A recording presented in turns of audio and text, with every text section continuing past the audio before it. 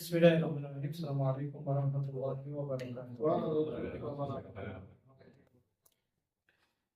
Alhamdulillah wassalatu wassalamu ala Rasulillah wa bihi nasta'inuhu wa nastaghfiruhu wa natubu ilaihi wa asyhadu an la ilaha illallah wahdahu la syarika lah wa asyhadu anna Muhammadan abduhu wa rasuluhu amma ba'du. Allahumma inna nas'aluka ilman nafi'an wa rizqan thayyiban wa amalan mutaqabbalan. Allahumma alimna bima yanfa'una wa alimna bima jahilna wa zidna hudan wa tawfiqan wa su'ala ya rabbal alamin. Jamaah rahimahullah yang dirahmati Allah Azza wa Jalla, setelah syukur kita lanturkan kehadirat Allah. Alhamdulillah di penghujung hari di bulan Dzulhijjah, Masya Allah perkenankan kita untuk bisa hadir di majelis yang insya Allah berkah ini. Dan kalau tidak salah insya Allah hari Ahad esok kita sudah memasuki tahun kalender Hijriah yang baru 1426 Hijriah. Mudah-mudahan seluruh amaliyah yang kita lakukan, baik itu yang di bulan Hijriahnya atau selama 1 tahun yang kita lalui, mudah-mudahan menjadi bekal dan pemberantasan kebaikan kita di yaumul hisab nanti.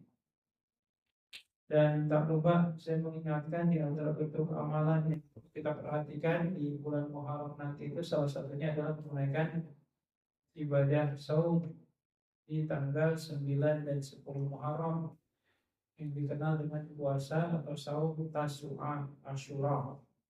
Dan Rasulullah SAW mengatakan, siapa orang yang saum Asyura ahtasibu ayyukafirallahu sanatan madiyah. Saya berharap kepada Allah, siapa orang yang saum di mobil khusus di hari Asyura di tanggal 9 dan 10 Muharram, biidznillah dosa setahun yang lalu akan diampuni oleh Allah Azza wa Jalla. Berarti kalau 9 10 Muharram tanggal berapa Juli? Ahad itu tanggal berapa? Hari apa itu? Senin Selasa. Senin Selasa itu Selasa Rabu. Iya, 15 dan 16 Juli. Hari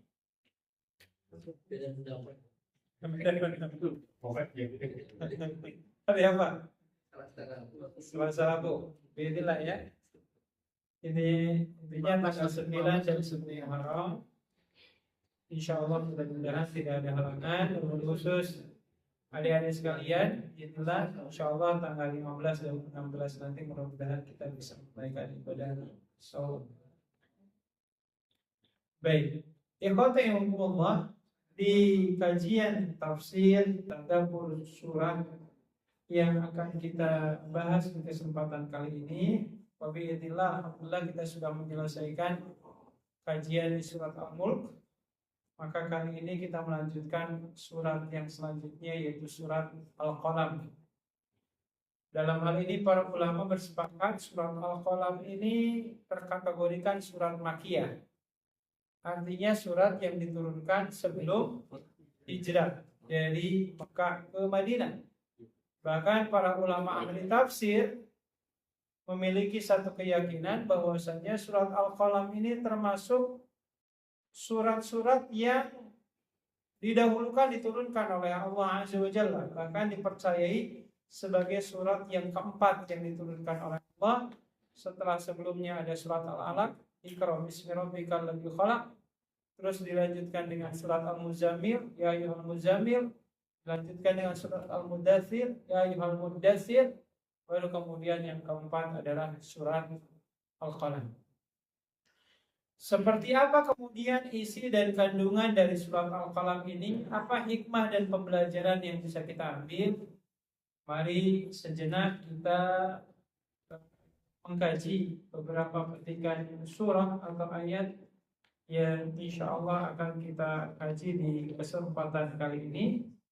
Kurang lebih sekitar 9 atau 10 ayat. Allah Azza wa Jalla berfirman, A'udzu billahi minasyaitonir rajim. Bismillahirrahmanirrahim. Nun wal qalami wa ma yasturun ma anta bi ni'mati rabbika bimajnun wa innaka la ajran ghairu mamnun wa innaka la'ala khuluqin 'azim fasatubsiru wa yubsirun bi ayyikumul maftun inna rabbaka huwa a'lamu biman dhalla an sabilihi wa huwa a'lamu bil muhtadin fala tuti'il mukadzibin waddu law tudhinu fayudhinun. Shadaqallahu adzim wa shadaqa rasulullahil karim.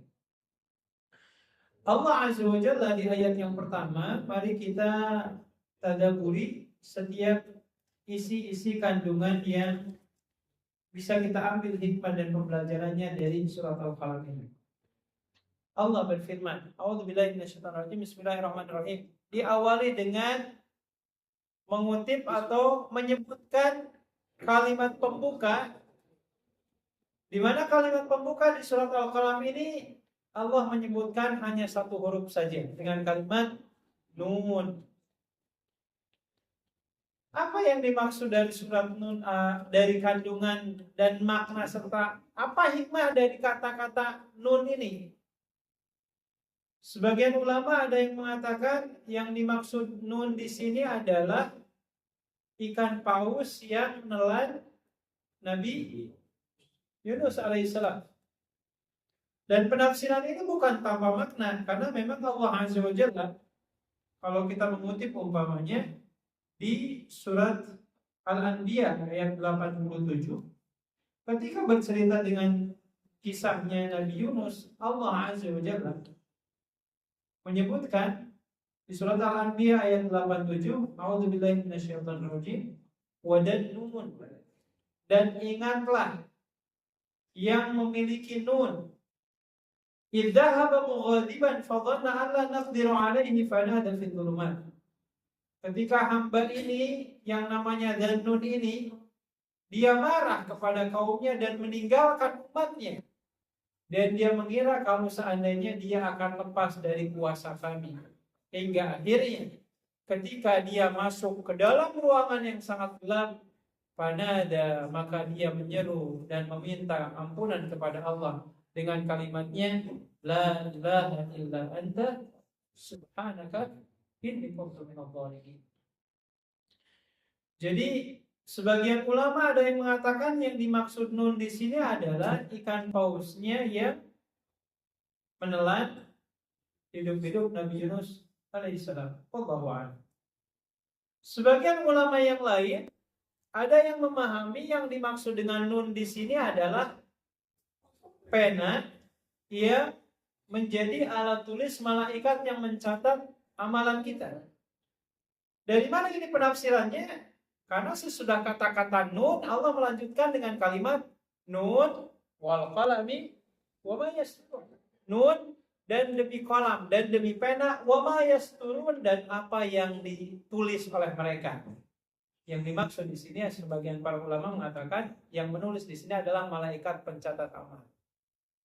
Jadi ada yang mengatakan Nun di sini adalah ikan paus, ada yang mengatakan alat tulis pena yang digunakan oleh malaikat yang mencatat amal kebaikan dan keburukan kita. Nah, sebagian ulama yang lain dan wallahu a'lam, ini sepertinya salah satu penafsiran yang jauh lebih kuat, di mana para ulama mengatakan bahwasannya kata-kata seperti Nun, Alif Lam Mim, Qaf, Hamim, dan seterusnya, ini adalah jenis ayat yang terkategorikan sebagai ayat yang mutasyabihat. Mutasyabihat itu artinya apa? Samar-samar, tidak diketahui maknanya kecuali hanya Allah Azza wa Jalla saja yang mengetahui. Ya, kalau kita kemudian kita merujuk kepada apa yang Allah nyatakan di surat Ali Imran ayat 7, Allah menyebutkan Al-Quran itu isi ayatnya terkategorikan kepada dua. Yang pertama ada yang muhkamat. Muhkamat itu jelas, isi, makna, kandungan, hukumnya jelas, tidak perlu lagi untuk ditafsirkan. Itu yang sifatnya muhkamat. Ada yang kedua mutasyabihat, yang samar-samar, yang memang dengan sendirinya Allah Subhanahu wa ta'ala mengkhususkan zatnya yang mampu dan mengetahui maksud dari kata-kata yang dipotong-potong ini. Sehingga di surat Ali Imran ayat 7 itu Allah menegaskan, A'udzubillahi minasyaitonir rajim, wa ma ya'lamu ta'wilahu illallah. Dan tidak ada yang tahu takwil dan penafsirannya kecuali hanya Allah. Adapun tugas kita sebagai orang yang beriman, tugas kita hanya mengimani saja. Kata-kata ini memang diturunkan oleh Allah Azza wa Jalla. Adapun hikmah di balik itu semua yang mungkin manusia bisa meraba-raba, menerka-nerka. Ya, sebagai contoh umpamanya setiap nabi itu kan diberikan mukjizat, yang mukjizat ini disesuaikan dengan kebutuhan umat di zamannya. Sebagai contoh, mukjizatnya Nabi Yusuf apa? Ada yang tahu nggak? Mukjizat Nabi Yusuf alaihissalam apa mukjizat? Nah, bisa menafsirkan mimpi. Kenapa Allah berikan kemampuan seperti itu? Karena di masanya profesi sebagai tukang nakwil mimpi itu bahasanya apa? Bisa mengantarkan orang itu ke jabatan yang tinggi dan diakui oleh seorang raja. Makanya di zaman Nabi Yusuf itu kan ada raja yang mimpi kan, yang Allah Ta'ala kemudian berikan wahyu kepada Nabi Yusuf, makna dari mimpi raja tersebut seperti ini, seperti ini, seperti ini. Hanya kemudian Nabi Yusuf dilepaskan dari penjaranya, bahkan diangkat sebagai bendahara negara di masa itu. Ya, Nabi Yusuf ahli menafsirkan mimpi. Nabi Musa ahli dalam hal mengalahkan para penyihir. Dan Nabiullah Muhammad SAW di antara mukjizat yang Allah berikan adalah yang paling agung adalah isi Al-Quran ini. Yang di masanya Rasulullah SAW berhadapan dengan masyarakat yang memiliki kemampuan sastra tingkat tinggi, jago puisi. Maka ketika Rasulullah SAW menghadapi komunitas masyarakat yang ahli di bidang sastra, puisi, dan seterusnya, maka Allah Ta'ala bahasanya menghentakkan atau mengagetkan para ahli puisi, ahli sastra itu dengan kata-kata seperti kata ini, nun. Jadi tiba-tiba pada kaget. Ini maksudnya apa nun ini gitu? Jadi ini cara Allah Ta'ala untuk menarik perhatian banyak orang, wabil khusus para ahli sastra yang hidup di masa itu, sehingga ketika mereka mendengar kata-kata satu huruf hijaiyah disebutkan oleh Allah melalui lisan Rasulnya, langsung tuh para penyair, para sastrawan itu pada terkaget-kaget. Karena seumur-umur mereka tidak pernah merangkai sastra dengan menggunakan hanya satu huruf saja. Maka ini bagian dari cara Allah Ta'ala untuk menarik perhatian banyak orang. Jadi intinya Allah penafsirannya beragam, ya. Dan dalam hal ini Imam Ibnu Katsir dalam kitab tafsirnya sudah mengatakan yang paling aman itu adalah tidak perlu mencari-cari penafsirannya apa, udah dikembalikan saja kepada Allah Azza wa Jalla. Karena ada sebagian orang tuh, apalagi di masyarakat kita ya, contoh ada yang menafsirkan alif lam mim itu alifnya Allah bawahnya, lamnya Jibril karena Jibril di akhir katanya ada huruf lamnya, terus mimnya apa? Muhammad. Itu penafsiran yang memaksakan, ya. Sehingga Allah, kalau kita kembali kepada apa yang tadi Allah tegaskan di surat Ali Imran ayat 7, tugas kita cukup mengimani saja. Ada hikmah di balik itu semua hanya Allah Azza wa Jalla yang mengetahui. Singkatnya Allah, ketika Allah Ta'ala mengawali isi ayatnya dengan kalimat nun, barulah kemudian Allah melanjutkan dengan ayat-ayat selanjutnya, di mana ayat-ayat yang disebutkan di surat Al-Mulk ini di surat Al-Qalam ini diawali dengan ayat-ayat yang isinya adalah sumpah. Seperti apa kemudian sumpahnya? Yang pertama Allah Ta'ala berfirman, wal qalami wa ma yasturun. Dan demi pena, wa ma yasturun, dan apa yang mereka tulis. Nah, terkait pena di sini, para ulama banyak yang menafsirkan kembali. Yang dimaksud pena di sini pena apa? Cuma yang jelas kesimpulannya ikhwatullah, ketika Allah Ta'ala bersumpah mengatasnamakan pena, ini mengisyaratkan bagaimana bentuk penghargaan Allah kepada ilmu, di mana tradisi mencari ilmu tidak mungkin dan dirasakan akan sulit didapatkan kalau tanpa ada alat tulis. Makanya Rasulullah SAW dalam hadis sahih riwayat Imam Bukhari disebutkan, Rasulullah SAW menyebutkan, inna awwala khalqin khalaqahu Allahu al-qalam. Kata Rasulullah SAW, makhluk yang pertama kali Allah ciptakan itu adalah pena. Jadi makhluk yang paling pertama kali Allah ciptakan itu pena. Cuman nggak tahu penanya seperti apa. Yang jelas Allah pertama kali menciptakan makhluk itu sebelum ada malaikat, sebelum ada jin, sebelum ada manusia, sebelum alam semesta ini ada, maka kolam atau pena inilah yang paling pertama kali Allah ciptakan. Maka ketika kolam atau pena itu telah diciptakan oleh Allah, Allah kemudian berkata kepada pena tersebut, uktub, tulis oleh kamu. Lalu penanya balik nanya, wa ma'aktub, apa yang saya tulis? Maka Allah Azza wa Jalla kemudian berfirman, uktubil qadra kainun wa ma yakunu 'alal abad.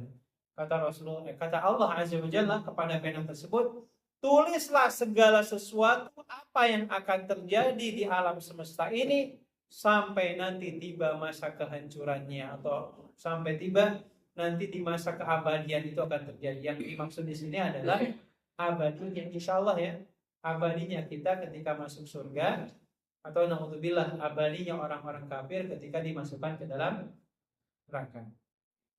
Jadi singkatnya, ketika pena itu diciptakan oleh Allah, Allah langsung menulis, maka seluruh hal ihwal yang akan terjadi, termasuk yang akan menimpa kita. Bahkan Rasulullah SAW menyebutkan 1500 tahun sebelum alam semesta ini ada, seluruh perjalanan hidup kita sudah dituliskan melalui penanya yang Allah perintahkan.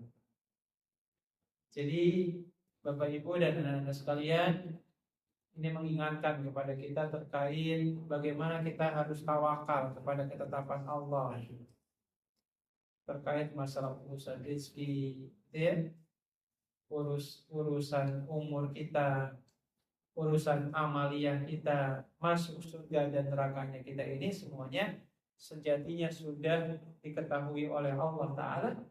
Dan berdasarkan pengetahuan Allah tersebut, pena ini kemudian menuliskan hal ihwal apa saja yang kita lakukan selama kita hidup di alam ini. Tapi dengan catatan, bukan berarti Allah maksain kehendaknya, bukan. Tapi maksudnya, contohnya umpamanya, apa yang akan kita lakukan esok hari, Allah Ta'ala pasti sudah mengetahuinya. Dan berdasarkan pengetahuan itu kemudian pena menuliskan. Jadi ikhwatullah, ayat ini mengisyaratkan bagaimana kemudian Allah Azza wa Jalla begitu memberikan perhatian yang sangat luar biasa, wabil khusus urusan pena sebagai alat untuk menulis, sebagai sarana untuk mencari ilmu. Akan malaikat pencatat amal pun menulis amalan baik dan buruk kita menggunakan penanya. Makanya ada sebuah ungkapan, al-qalamu ahadul lisanaini. Pena itu adalah penyambung lidah dari mulut kita. Ya kalau zaman dulu sebelum ada handphone ya, kalau kita mau mengirim kabar maka kita nulis. Ya. Kalau zaman dulu mungkin pernah ngalami ya, ketika kita nggak masuk sekolah karena sakit, nulis. Ya, nggak tahu zaman sekarang masih ada surat nggak? Kalau anaknya nggak masuk karena sakit, orang tua nulis surat nggak ke gurunya? Masih ada ya. Kalau cukup WA saja. Ya mungkin alatnya berganti, tetapi secara fungsi dan tujuannya tetap sama.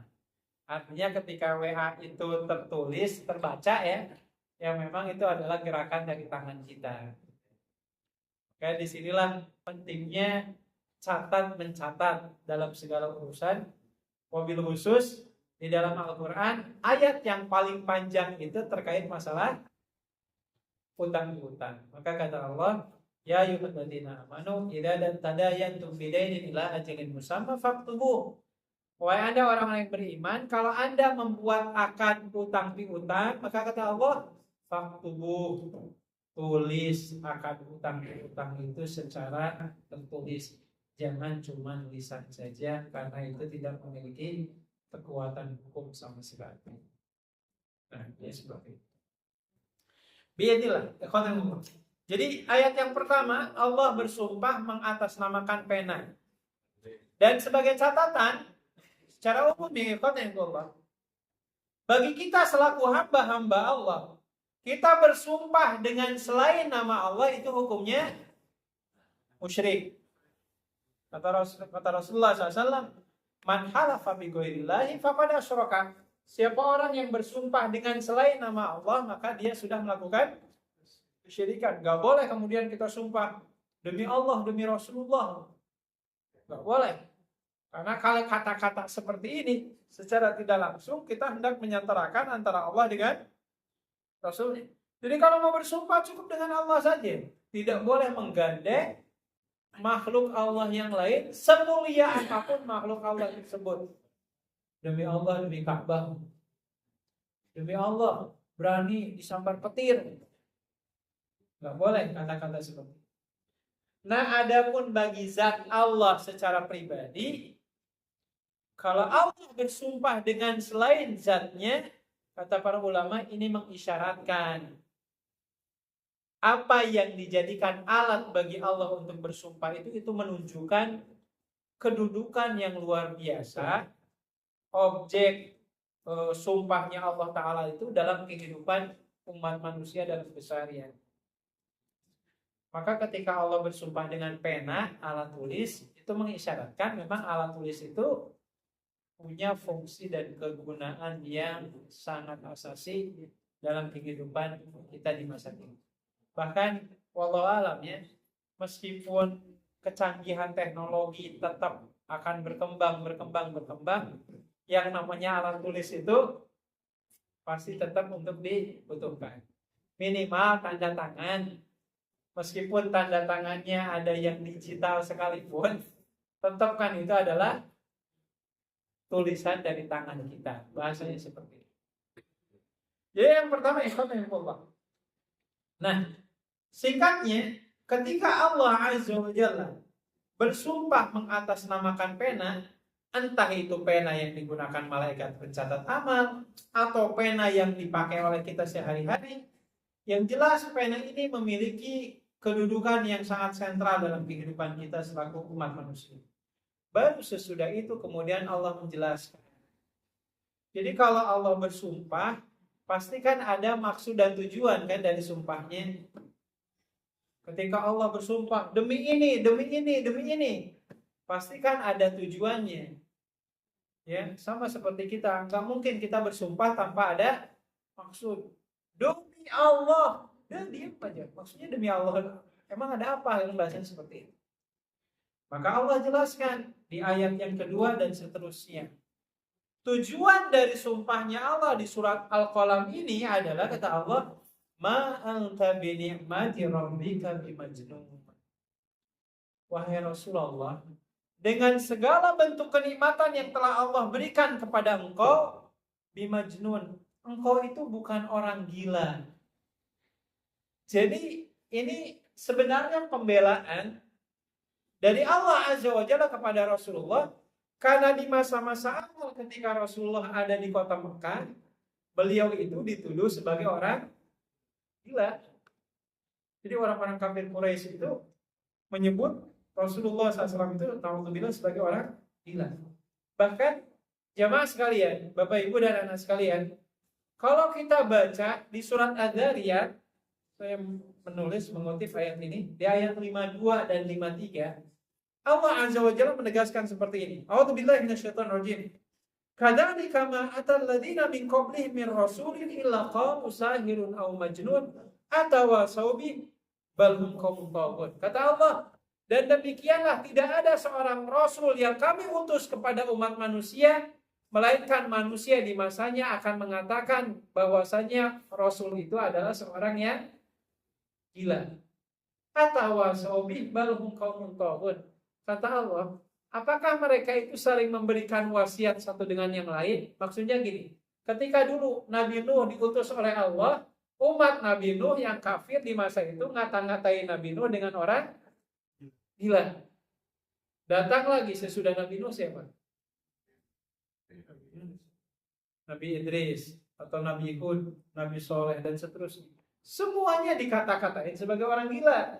Hingga akhirnya tibalah masa Nabi penutup, yaitu baginda Nabi Muhammad SAW. Nabi Muhammad pun disebut sebagai orang gila. Sampai kata Allah, atawasaubi, ini ucapan-ucapan gila seperti ini, apakah itu adalah pesan berantai dari umat sebelumnya sampai umat yang sekarang yang ada? Jadi Allah mengingatkan kepada Nabi Allah Muhammad SAW, kalau engkau itu disebut sebagai orang gila, kau bukan orang yang pertama yang dikata-katain gila oleh umatmu. Karena nabi-nabi sebelum engkau pun dikata-katain sebagai orang gila. Maka Allah Ta'ala dalam hal ini, di ayat ini memberikan pembelaan secara langsung kepada Rasulullah SAW. Dan memang Bapak Ibu dan anak-anak sekalian, secara kejiwaan pun, manusia mana yang tidak sedih ketika dikata-katain sebagai orang gila? Yang tadinya Nabi Muhammad itu sebelum diangkat jadi nabi ya, beliau itu dipuji, dipuja oleh banyak orang, bahkan sampai mendapatkan gelar Al-Amin, manusia yang dipercaya, manusia yang jujur. Tiba-tiba ketika beliau diangkat jadi nabi dan beliau memproklamirkan kenabiannya, tiba-tiba mendapatkan penolakan yang luar biasa, sehingga suatu kota saat itu yang kufur bersepakat ya melabeli Nabi Muhammad sebagai orang yang, coba bayangkan saja, gak usah satu kota Kerawang lah ya, kita tinggal di metropolis. Kita tinggal di metropolis dan seluruh warga yang ada di metropolis itu bersepakat ngata-ngatain kita sebagai orang gila. Makanya kan sedihnya pasti luar biasa. Sampai kesedihan yang dialami oleh Rasulullah SAW itu, dalam hal ini sampai Allah ceritakan, kalau kita baca di ayat yang lain di surat Al-Hijr ayat 97, Allah menegaskan, A'udzubillahi minasyaitonirrajim, walaqad na'lamu annaka yadhiqu sadri bima yaqulun. Dan sesungguhnya kami itu tahu, wahai Rasulullah, sempit dan sesaknya jiwa engkau ketika engkau mendengar perkataan-perkataan buruk yang dikatakan oleh orang-orang kafir kepada engkau. Jadi Allah Ta'ala hendak memberikan pembelaan kepada Rasulullah SAW. Kalau orang-orang kafir Quraisy itu mengatakan Nabi Muhammad waliyadzubillah sebagai orang gila, maka ayat ini memberikan pembelaan. Kata Allah, ma anta bi ni'mati rabbika bimajnun. Wahai Rasulullah, dengan kenikmatan yang Allah berikan kepada engkau, maksud kenikmatan di sini adalah predikat sebagai seorang nabi. Kata Allah, engkau itu seorang nabi dan engkau itu bukanlah orang yang gila. Maka dalam hal ini saya ulang kembali, yang memberikan pembelaan kepada Rasulullah bukan istrinya, bukan sahabat-sahabatnya, tetapi yang paling pertama dan utama adalah pembelaan itu langsung dari Allah Azza wa Jalla. Jadi ini pembelaan pertama, kata Allah, kau itu bukan orang gila. Selanjutnya ikhwatullah, Allah Azza wa Jalla kemudian menyanjung Rasulullah SAW dengan begitu banyak keutamaan yang Allah berikan kepada Nabiullah Muhammad SAW. Apa bentuk keutamaan yang Allah berikan kepada Nabi Muhammad SAW? Di ayat yang ketiga Allah menegaskan, A'udzubillahi minasyaitonirrajim, wa innalaka la'ajran ghairu mamnun. Dan bagi engkau wahai Rasulullah engkau itu diberikan pahala yang pahalanya itu tidak akan pernah putus-putus. Jadi kita diajarkan, Bapak Ibu dan anak-anak sekalian, kalau kita beramal, carilah amalan yang amalan ini kalau kita suatu saat nanti wafat, pahalanya tidak putus-putus. Bahkan dalam beberapa riwayat seperti Imam Al-Bani rahimahullah taala dalam kitab Al-Janaiz, beliau menyebutkan setidaknya ada 10 amalan yang terkategorikan amalan ini tidak akan pernah putus meskipun kita suatu saat nanti meninggal dunia. Contohnya apa? Kalau yang kita kenal, satu, ilmu yang bermanfaat. Dua, sedekah jadiah. Tiga, anak soleh yang mendoakan kebaikan untuk orang tua. Itu kan 3. Dan banyak lagi. Dalam riwayat yang lain, Al-Qur'anan warrasahu.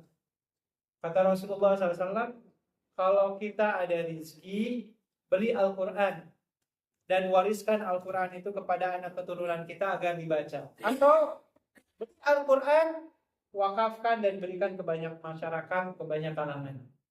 Biidznillah.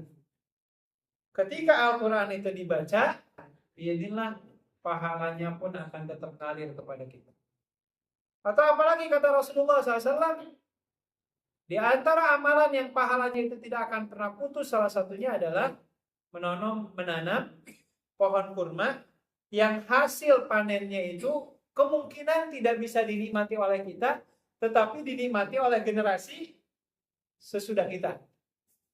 Ya kalau di kita apa selain kurma? Kita pohon kelapa yang usianya panjang. Atau mungkin pohon jati, gitu ya. Pohon jati itu kan makin lama makin besar, makin bagus. Inilah.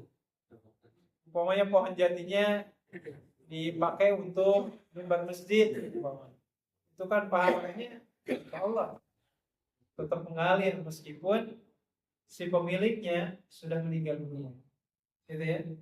Atau contoh apa lagi? Rasulullah SAW menyebutkan mewakafkan rumah untuk dijadikan aktivitas ibadah. Itu contoh amalan-amalan yang bila mana kita meninggal dunia pahalanya tetap ngalir. Nah di Al-Quran, Allah Azza wa Jalla menyebutkan pahala yang tidak akan pernah putus-putus itu hanya akan diberikan untuk 2 kategori. Yang pertama adalah Rasulullah SAW di surat Al-Qalam ayat yang ketiga ini, dan yang kedua untuk pengikutnya kita semua nih. Salah satunya di surat At-Tin ada kalimat illal ladzina amanu wa amilus solihati falahum ajrun ghairu mamnun. Bagi orang yang beriman kepada Allah dan Rasulnya dan selalu melakukan amal soleh, maka bagi mereka ada pahala yang tidak pernah putus-putusnya. Sehingga ikhwatayumullah, dan ini salah satu kemuliaan yang Allah berikan kepada Nabi Muhammad SAW, karena beliau manusia yang pertama yang diajarkan Islam oleh Allah, lalu kemudian ajaran Islam ini diajarkan oleh Rasulullah kepada para sahabatnya, para sahabat kepada muridnya, muridnya ke muridnya, terus lintas generasi, hingga akhirnya sampai ke kita. Biidznillah. Kalau hari ini ada di antara kita yang membaca Quran, kalau hari ini ada di antara kita yang sholat, kalau hari ini ada di antara kita melakukan berbagai macam kebaikan, maka Rasulullah SAW pun mendapatkan pahalanya. Karena kenapa? Bahasanya innama huwal mu'allimul awwal. Karena Rasulullah SAW inilah guru pertama yang mengamalkan dan ngajarin ilmu tersebut kepada kita semua. Sehingga Rasulullah SAW dalam hal ini dihibur oleh Allah Azza wa Jalla dengan berbagai macam kebaikan.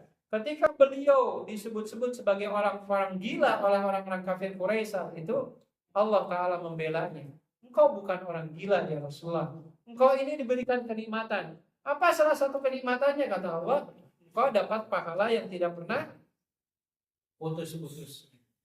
Bahkan di ayat yang keempat, Allah Azza wa Jalla sampai memberikan pujian tingkat tinggi. Jadi kata Allah, Wa innaka la'ala khuluqin 'adzim. Dan sesungguhnya engkau hai Rasulullah, engkau itu memiliki akhlak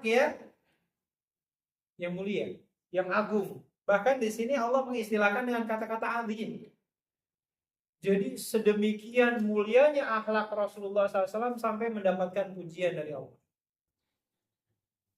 Kalau boleh kita mengutip, ada beberapa ayat yang saya sengaja ingin sebutkan. Salah satunya, nanti Bapak Ibu bisa mengutip surat Al-Hijr ayat 72. Surat Al-Hijr ayat 72 ini cerita tentang kisahnya Nabi Lut dengan para pengikutnya yang melakukan pembangkangan dan dosa yang tidak pernah dilakukan oleh umat-umat sebelumnya. Melakukan aktivitas LGBT ya, dan seterusnya. Ketika berkisah tentang Nabi Lut, Allah Azza wa Jalla bersumpah. Sumpahnya ini seperti ini. A'udzubillahi minasyaitonir rajim. La umruka innahum la fi sakratihim ya'mahun. Kata Allah, demi umurmu wahai ya Rasulullah. Jadi umur Nabi Muhammad dijadikan sumpahnya Allah Azza wa Jalla.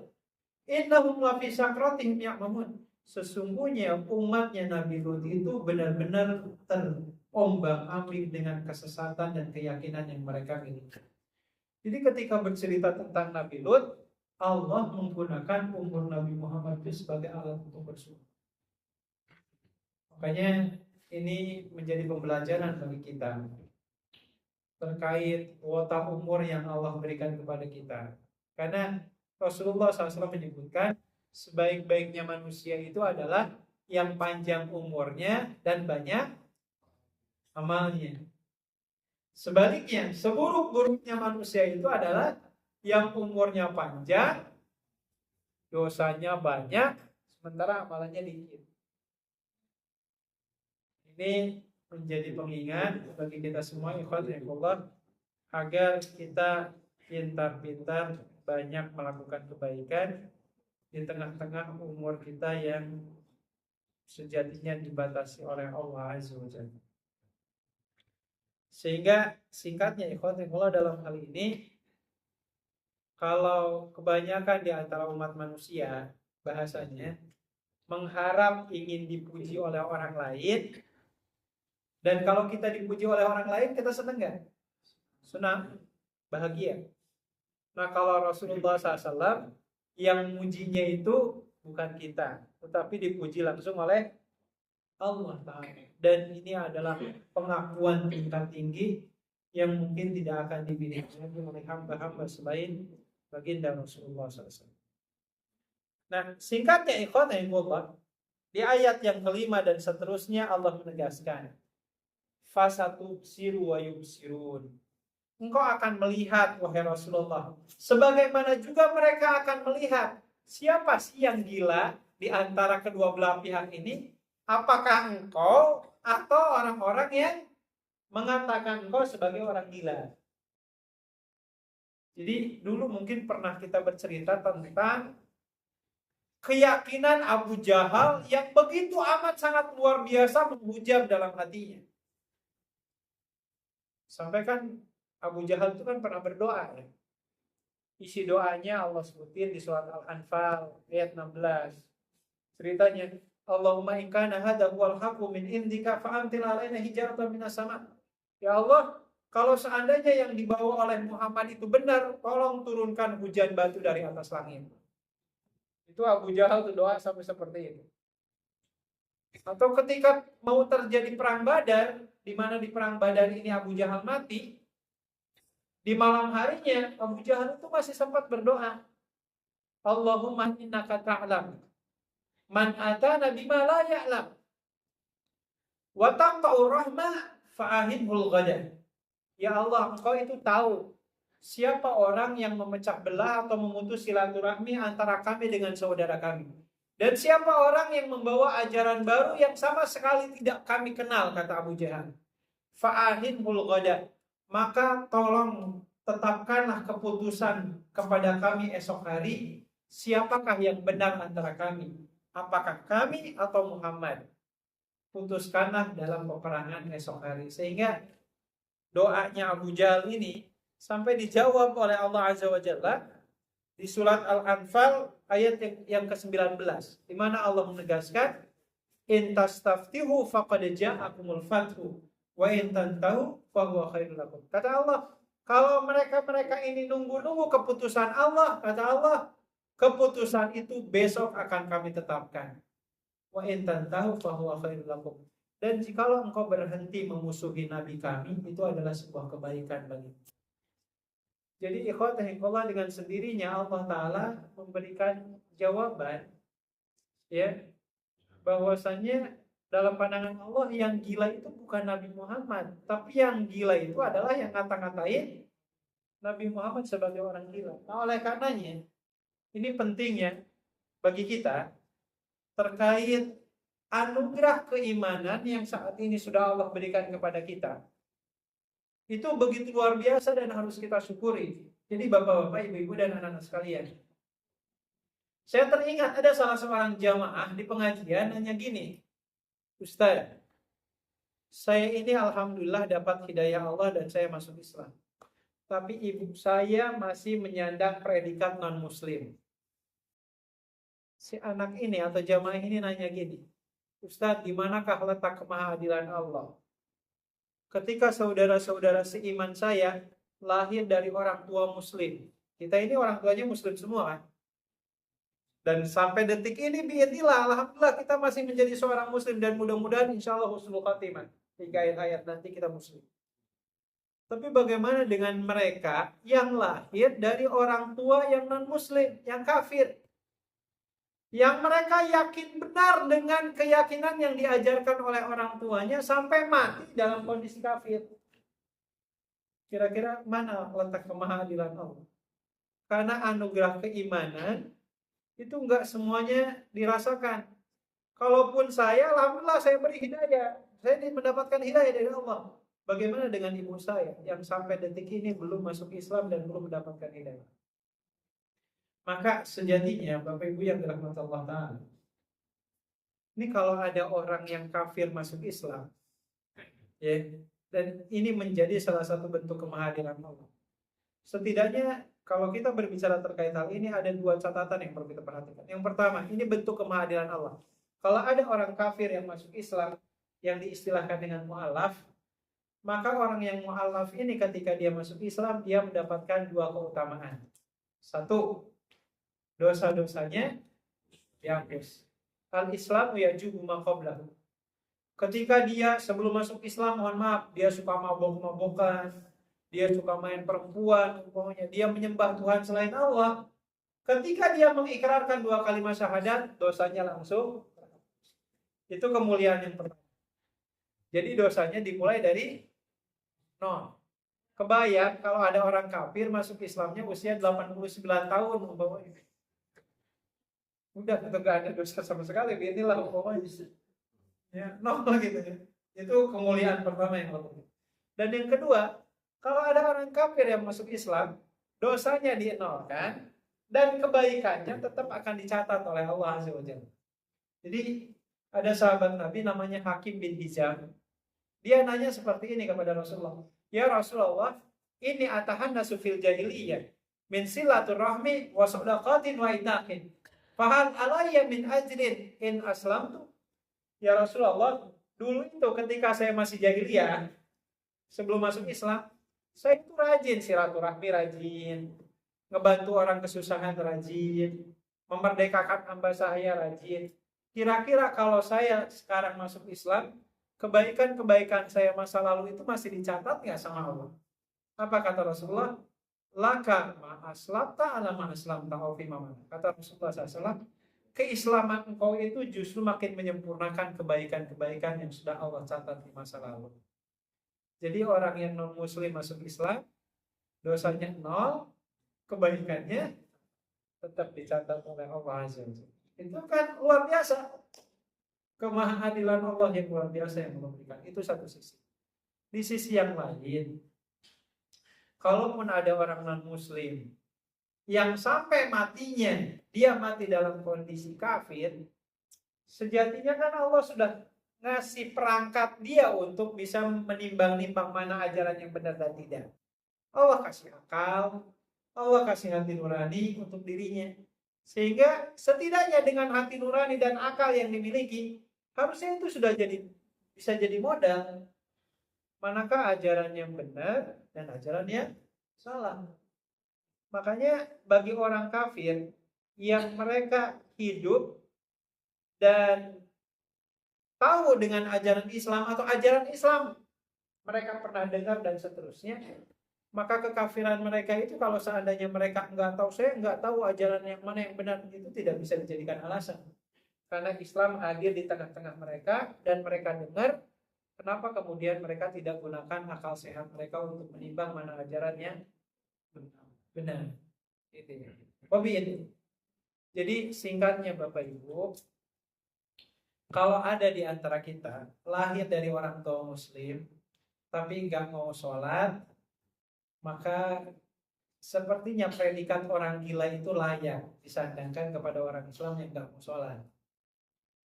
Yang kurang baik apanya? Allah Azza wa Jalla sudah difasilitasi orang tuanya Muslim, lingkungannya di lingkungan Muslim, tapi kewajiban-kewajiban yang Allah berikan itu justru diabaikan oleh kita. Maka mudah-mudahan di tengah-tengah kekurangan dan kelalaian saya dan kita semua yang mudah-mudahan modal keislaman yang Allah berikan ini menjadi salah satu sarana sumber bagi kita untuk meraih hidayah Allah, sehingga ibadah-ibadah baik itu yang wajib dan yang sunnah jangan sampai kita lalaikan, karena walau bagaimanapun Rasulullah SAW sudah mengajarkan ajaran ini kepada kita dan beliau serius memperjuangkannya kepada kita. Jangan sampai kita malah sendiri yang mencampakkan. Wallahu a'lam. Itu saja mungkin uraian singkat untuk kajian kali ini. Baru 5 ayat kalau tidak salah yang baru kita kaji di kesempatan kali ini. Dan selanjutnya saya kembalikan kepada jemaah sekalian, kalau ada yang akan ditambahkan atau didiskusikan, mudah-mudahan yang memberikan keberkahan untuk majelis kita di malam hari ini. Allah. Maka silakan.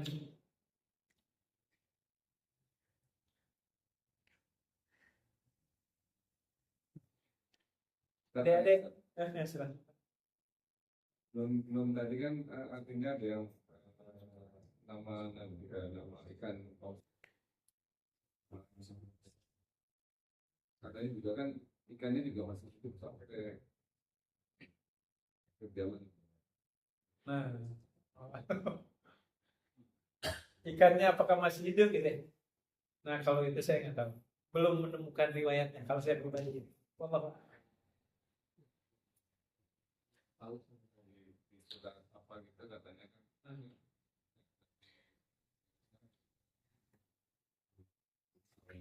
Dan dari akan apa namanya dalam kan ini sampai awal.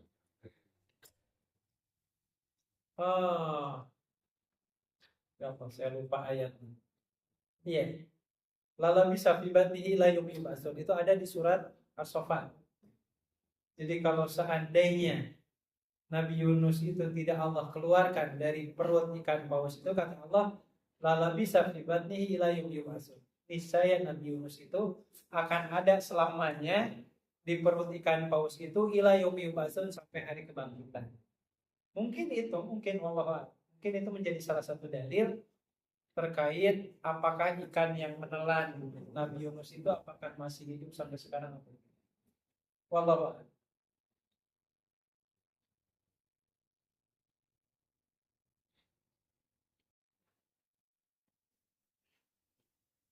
Silakan. Sedikit menyimpang, Baik. kita mau itu ya, tahun baru Islam ya. Baik. Ini kan ada yang ini terkait puasa ya, Iya. yang awal ini. Jadi soalnya ada di. Oh iya. Iya. Jadi ya ada semacam forecast gitu ya, atau pesan terkait kita ini hari ini sedang di penghujung akhir tahun dan menuju awal tahun. Katanya nih, siapa orang yang puasa di akhir tahun dan di awal tahun, dosanya selama 50 tahun akan diampuni oleh Allah. Ya, semoga itu.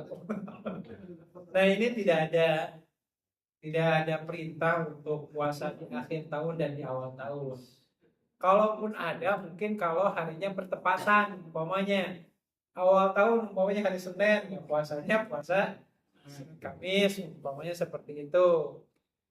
Oh, inilah kalau perhitungan kalender Masehi kita, umpamanya tahun baru Hijriah itu di hari Ahad, maka sebenarnya tidak ada puasa secara khusus. Kalaupun ada tadi puasa di tanggal 9 dan 10 Muharram saja. Selain itu tidak ada puasa khusus untuk menyambut kedatangan awal tahun atau meninggalkan akhir tahun. Suka ada juga tuh doa akhir tahun. Itu enggak ada riwayat-riwayat yang baik itu doa akhir tahun, doa awal tahun, atau puasa akhir tahun, puasa awal tahun, itu sama sekali tidak ada doa seperti itu. Karena kalaupun ada, ini sebagai catatan aja, pembuatan kalender Hijriah itu baru ada di zaman Khalifah Umar bin Khattab radhiyallahu taala anhu, belum ada di zaman Rasulullah ataupun di zaman sesudahnya seperti Khalifah Abu Bakar Siddiq. Jadi kalau ada pertanyaan, siapa yang ngajarin doanya nih? Ya. Rasulullah SAW nggak pernah ngajarin puasa akhir tahun awal tahun. Doa itu juga enggak. Jadi tidak ada ritual atau apa. Jadi kalaupun ada, ini menjadi kebahagiaan nih buat wabil khusus untuk ibu-ibu ya. Imam Ibnu Rajab Al-Hambali dalam kitab Lataiful Ma'arif menyebutkan ada amalan-amalan yang perlu diperhatikan khususnya di tanggal 10 Muharram, 9 dan 10. Yang pertama menunaikan ibadah saum, dan insya Allah balasannya dosa kita 1 tahun yang lalu akan diampuni biidznillah. Dan yang kedua nih, cuman ini nggak ngenaken bapak-bapak. Ya, dan hadisnya pun diperdebatkan. Ada yang mengatakan hadisnya dhaif, sebagian ulama ada yang mengatakan hadisnya hasan. Dan yang mengatakan hadisnya hasan, hadisnya baik ini bukan ulama kelas ecek-ecek. Seperti Imam Ibnu Hajar Al-Asqalani menghukumi hadis ini adalah hadis hasan. Apa hadis yang dimaksud? Dalam hadis itu ada kutipan kalimatnya gini. Man wassa'a nafaqatahu ala nafsihi wa la ahlihi yawma Asyura wassa'allahu sa'ira sanatihi. Dalam hadis ini dikatakan ini, Pak. Kalau ada para suami yang menambahkan jatah nafkahnya, uang jajannya untuk anak istrinya di hari 10 Muharram, maka Allah akan lapangkan rezekinya selama 1 tahun. Jadi hadisnya ada dan hadisnya hasan, dan itu diamalkan oleh para ulama salaf. Salah satunya sahabat Nabi Abu Dzar Al-Ghifari. Lalu kemudian para ulama salaf seperti Sufyan Ats-Tsauri rahimahullah ta'ala, dan mereka mengatakan jarrabnahu fawajadnahu kadzalika. Kami mengamalkan hadis ini dan ternyata Allah Ta'ala memudahkan urusan rezeki kami. Jadi siap-siap gitu ya bapak-bapak ya. Nanti tanggal 10 Muharram bahagiakan istri dan anak-anaknya. Tambah nafkahnya, tambah uang jajannya. 10 Muharram hari apa, Dek? Selasa. Boleh tuh nanti nagih ya ke abinya atau ke ayahnya. Ya minta tambahan uang jajan gitu ya. Saya doakan mudah-mudahan rezeki selama 1 tahun ke depan senang, insyaallah. Jadi ketika bapak-bapak membahagiakan anaknya, para suami membahagiakan istrinya, insya Allah berdasarkan hadis ini Allah akan melapangkan rezekinya selama 1 tahun ke depan. Ya, ya jadi utang. Gak apa-apa, itu jadi sumber kebaikan. Dan itu diamalkan oleh para ulama salafus saleh biasa. Allah. Jadi amalannya secara umum ya, kalau khusus dengan Muharram itu ya ada 2.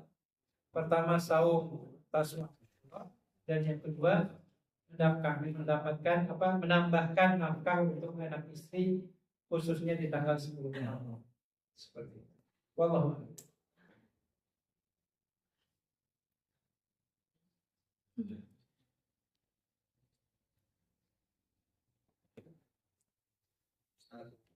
Si Juna langsung minta airport ke bapaknya.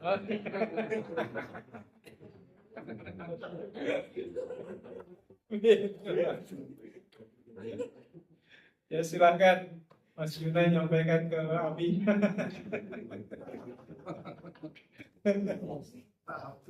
Kita apa? Bin, mudah-mudahan berkah handphonenya yang bermanfaat ya, handphonenya ya dipakai yang bermanfaat.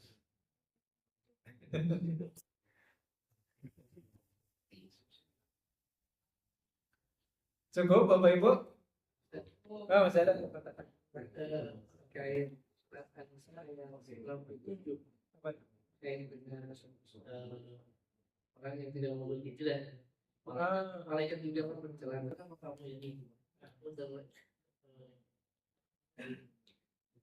Dan disiksa oleh kaum kafir. Malaikat yang mengatakan, kenapa kamu tidak hijrah? Nah, masuk kalau dulu mengatakan bahwa mobil Allah itu kan luas. Betul. Ini apakah berlaku juga ke saudara kita di Gaza? Mereka tidak hijrah gitu. Betul.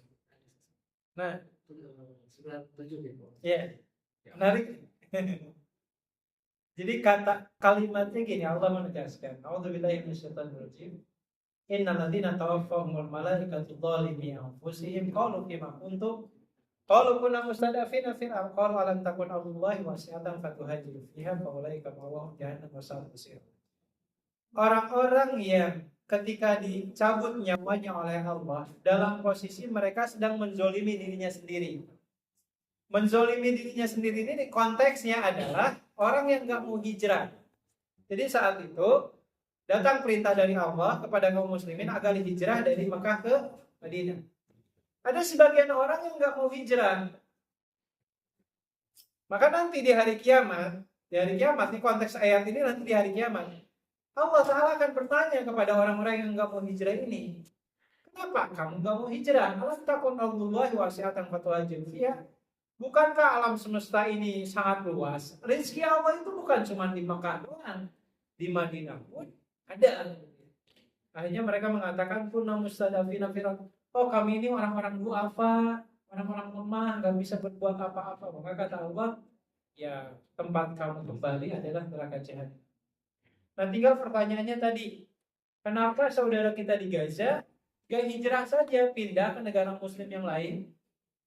Entah itu ke Mesir, ke Yordan, ke Arab, kemana gitu.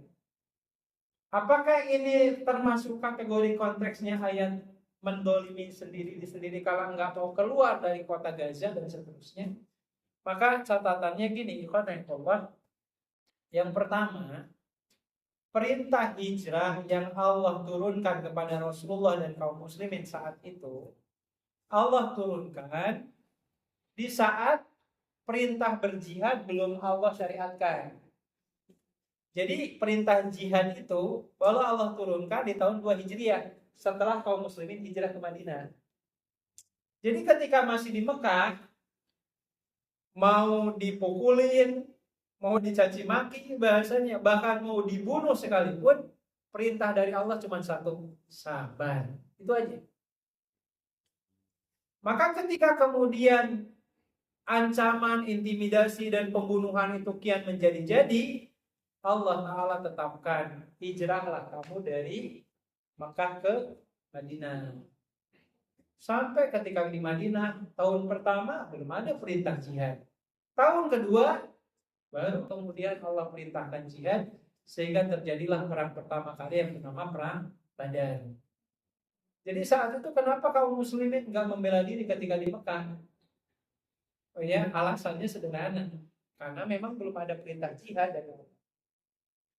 Nah, ketika kemudian perintah jihad sudah ada dan seterusnya, maka Rasulullah SAW ketika kota Mekah sudah ada dalam kuasa kaum muslimin inilah Rasulullah mengucapkan kalimat kayak gini, la hijrata ba'dal fathi walakinnahu jihadun wa niyyah. Kata Rasulullah, tidak ada lagi hijrah sesudah ini. Yang ada adalah berjihad, membela diri, dan meluruskan niat karena Allah. Maka inilah negara kita pun ngalamin kan, Berapa abad kita dijajah oleh para penjajah itu? Berapa? Berapa abad?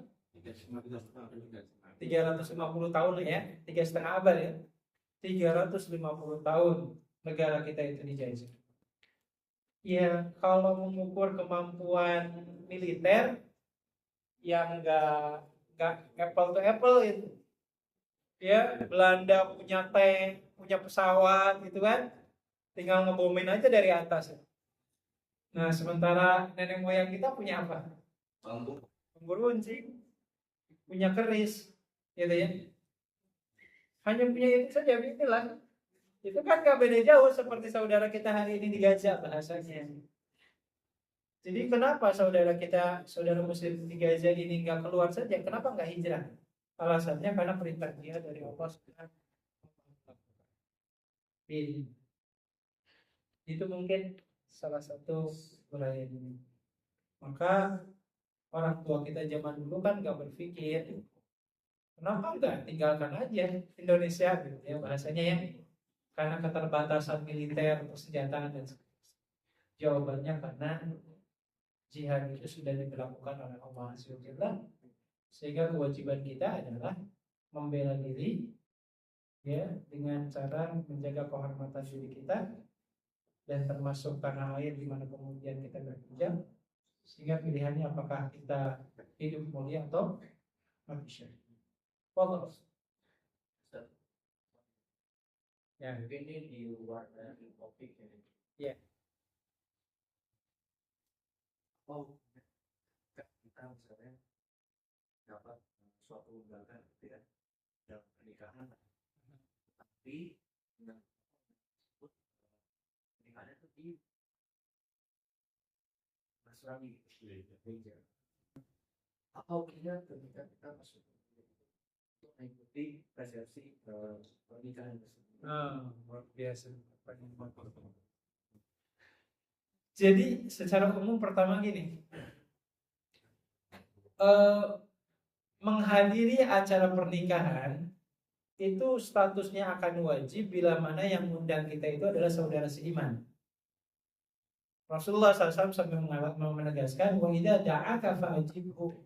Kalau saudara seimanmu itu mengundang kamu ke acara pernikahan, fa'ajibhu, wajib hukumnya kamu datang.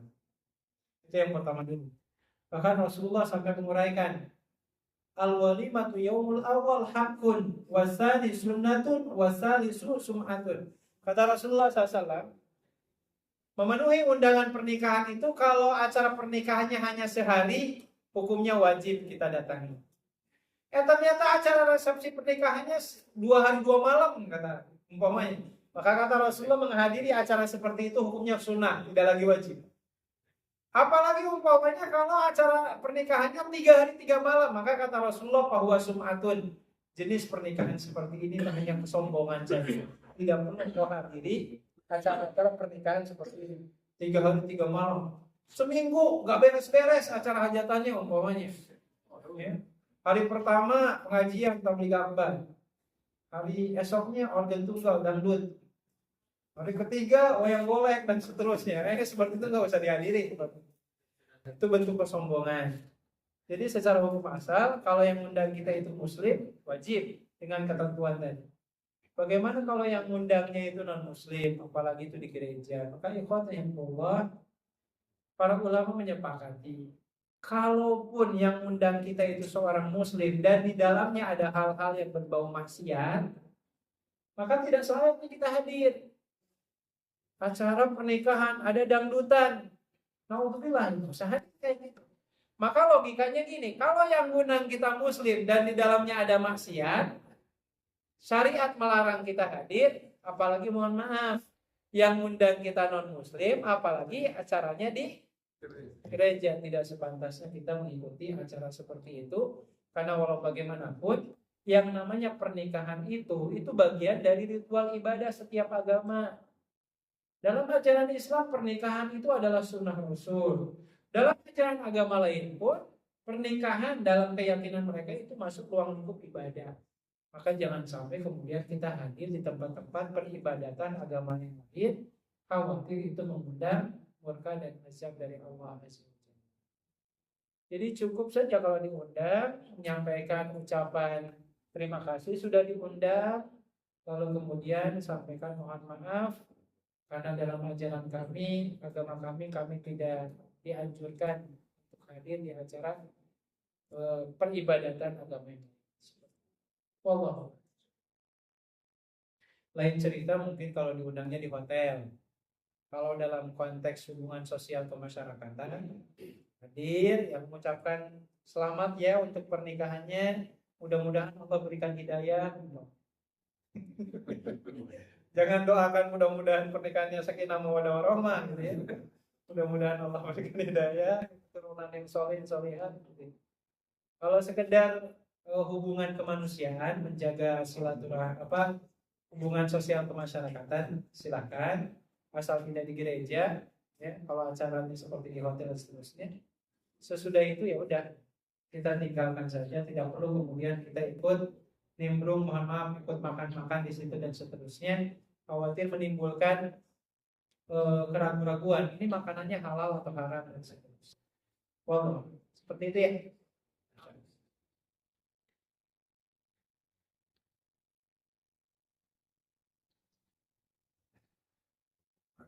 Ada lagi?